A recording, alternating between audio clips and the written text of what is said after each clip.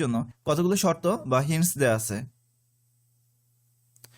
এখানে প্রথম যে শর্ত দেয়া আছে, একটি অঙ্ক সঠিক এবং অঙ্কটি সঠিক স্থানে আছে।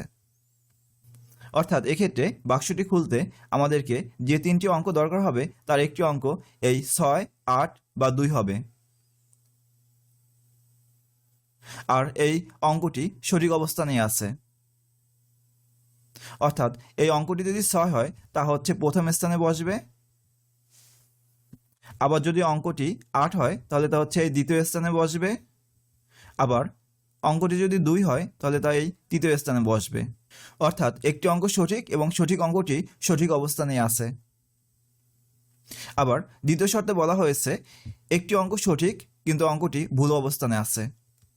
অর্থাৎ সেক্ষেত্রে যদি অঙ্কটি 6 হয় তাহলে 6 অবশ্যই প্রথম স্থানে বসবে না, তা বসবে দ্বিতীয় অবস্থানে অথবা তৃতীয় অবস্থানে।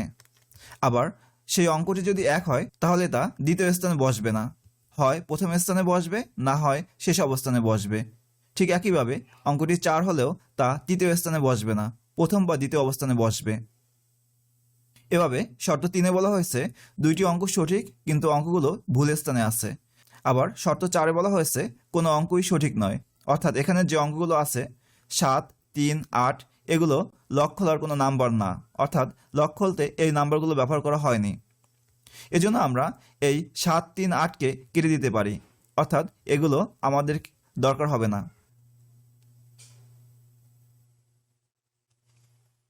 এবার আমরা শর্ত 5-এ যাব, যেখানে বলা হয়েছে একটি অঙ্ক সঠিক কিন্তু অঙ্কটি ভুল স্থানে আছে। অর্থাৎ এখানে 7, 8 ও 0-র মধ্যে একটি অঙ্ক সঠিক। যেহেতু 7 এবং 8 সঠিক নয়, অতএব এই 0 অবশ্যই সঠিক। অর্থাৎ এই 0 সংখ্যাটি আমরা এই তালাটি খুলতে ব্যবহার করব, কিন্তু 0 সংখ্যাটি সঠিক অবস্থানে নেই। অর্থাৎ 0 সংখ্যাটি এই অবস্থানে হতে পারবে না, তা প্রথম বা দ্বিতীয় অবস্থানে হতে পারবে।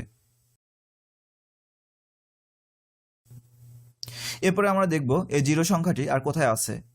0 সংখ্যাটি এখানে আছে, আর এখানে বলা হয়েছে 2টি অঙ্ক সঠিক কিন্তু অঙ্কগুলো ভুল স্থানে আছে।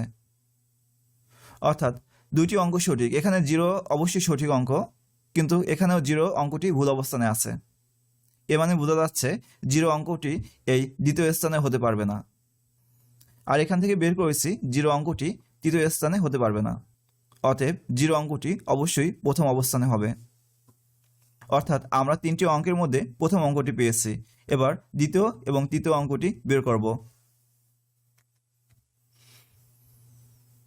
এখন আমরা শর্ত 1 যদি লক্ষ্য করি, যেখানে বলা হয়েছে একটি অঙ্ক সঠিক এবং অঙ্কটি সঠিক স্থানে আছে।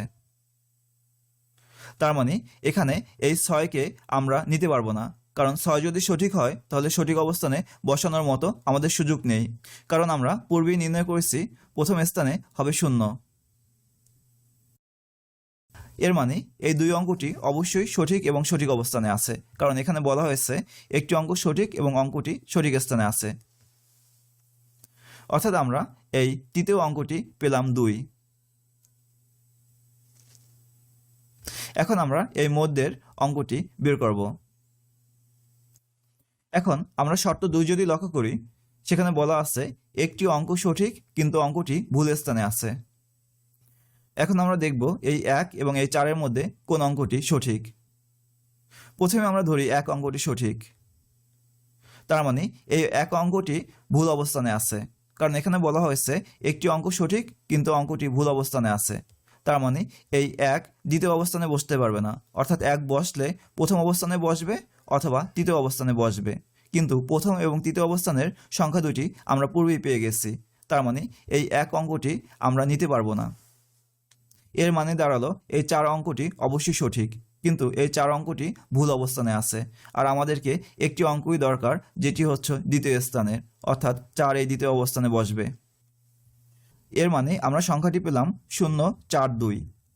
এখন এই 0, 4, 2 সংখ্যাটি এখানে বসালেই আমরা লকটি খুলতে পারবো।